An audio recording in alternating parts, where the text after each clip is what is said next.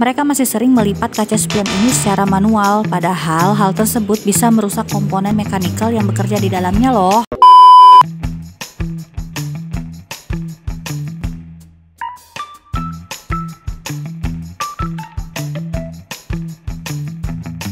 Halo teman DFSK, kalian tahu kan fungsi dari spion, yaitu untuk melihat sisi samping dan sisi belakang dari mobil.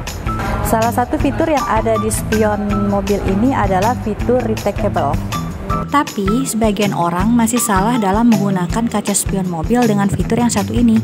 Mereka masih sering melipat kaca spion ini secara manual, padahal hal tersebut bisa merusak komponen mekanikal yang bekerja di dalamnya loh. Lalu, apa sih yang dimaksud dengan fitur retractable? Fitur retractable adalah fitur yang memudahkan kamu untuk melipat kaca spion dengan hanya menggunakan satu tombol. Jadi nggak boleh tuh kalian melipat kaca spion secara manual. Selain itu, kondisi kaca spion juga harus kalian jaga ya teman DFSK. Kamu wajib membersihkan spion sehabis digunakan, agar spion terhindar dari jamur yang menempel yang menyebabkan kusam. Sekian video kita hari ini, sampai jumpa di video selanjutnya. Jangan lupa untuk like, comment, and subscribe ya.